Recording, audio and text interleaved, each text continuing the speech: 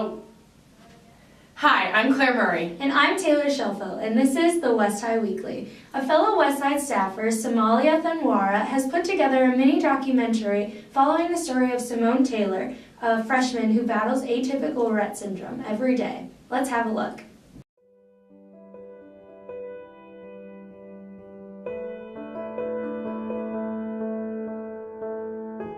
Rett syndrome is an intellectual disability syndrome. It is due to a change in a gene. The name of the gene is called MECP2. When that gene is changed, then that causes people to have difficulty in learning. It may also cause them to have seizures and some movement disorders. It's not a match. Let's flip it back over. Most people with Rett syndrome have difficulty with walking and talking. So they may not ever come back, and usually do not come back to what we consider a typical child's development. When I first got the diagnosis that she had Rett syndrome, it was over the phone. They called me and said that she had tested positive for Rett syndrome. And I was like, what are you talking about? I go, how can that be? How could she not have been diagnosed all these years? And I was just like devastated. I mean, because when you, of course, the first thing I did was Google it, and I'm like, well, there's no cure. There's 4 stages to Rett syndrome, and she didn't really fit into any of the stages. And that's, also what I learned is that Simone is atypical.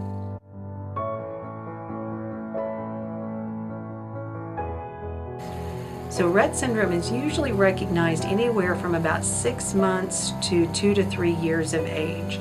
Most people who are born with Rett syndrome look like happy, healthy little baby girls. Then by 6 to 12 months of age, their development begins to slow down. In between 1 and 2 years of age, not only has it slowed down, but they may stop making developmental progress to the point of then losing skills. For atypical Rett syndrome, it may be that you've had developmental regression at 4 or 5 years of age, or even older, and may have more mild loss of skills and gain more of them back. Now Simone's regression was at like 11, 12. Then it makes it much more difficult then as a physician taking care of someone to be predictive of what the rest of somebody's life is going to look like, because already you didn't look like the classic form. You never think that, your child is going to be dependent on you for the rest of your life and her life.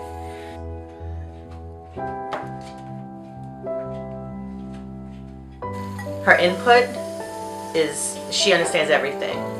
It's her output.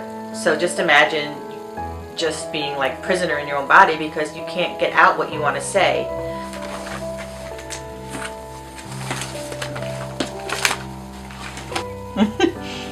This is so cute. So prior to her regression, Simone talked a lot, full sentences. She was more engaged in like the toys that she has. She more engaged in life. She seems more withdrawn now.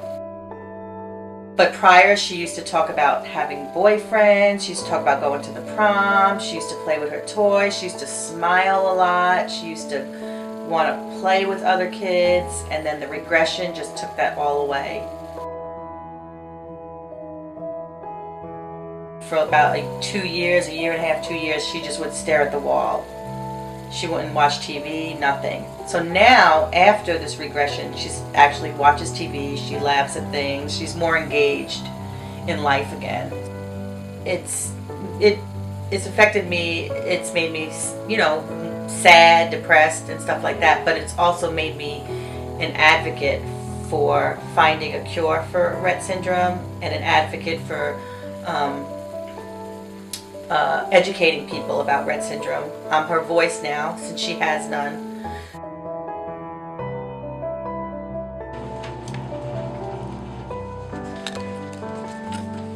she's just awesome. I mean, I don't know what other to say. You know, all the kids in here are just wonderful, and she always comes in every morning with a smile on her face. She comes back to my desk and hands me her backpack, and then we get out her communication notebook and her Nova Chat, and she sits down, and it's just it's so neat to see. She's so happy. You know, what's neat with Simone is she will say words when we're presenting information to her. Sometimes her words will come back. I feel sad that was given this dreadful syndrome. I feel bad for her and sad for her, but I'm not going to let that, I want her to still have a good quality of life. So ways that students can help people with Rett syndrome or any kind of syndrome, whether or not it is particularly noticeable or not. First, be kind. Try to understand what is going on with that person. Why are they having the medical issues or intellectual problems that they have? If you take the time to understand someone, it's not as frightening or scary. Figure out why the person needs help and help. Simone is pretty easygoing and just loves stuff like this. She loves being the center of attention, and she loves smiling, and you love looking at the camera too, right? You want to smile for the camera? I think she would really like that people can get to know about her and know what Rett syndrome is.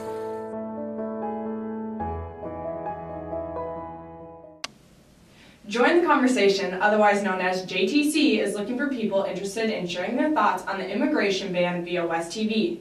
You can follow them on Twitter at WHS JTC and DM them your opinion. Be sure to attend the Spring Into Swing Show choir performance on Saturday at 2 p.m. and 5:30 p.m. in the West High Auditorium. Tickets are available online only, and they are selling pretty quick.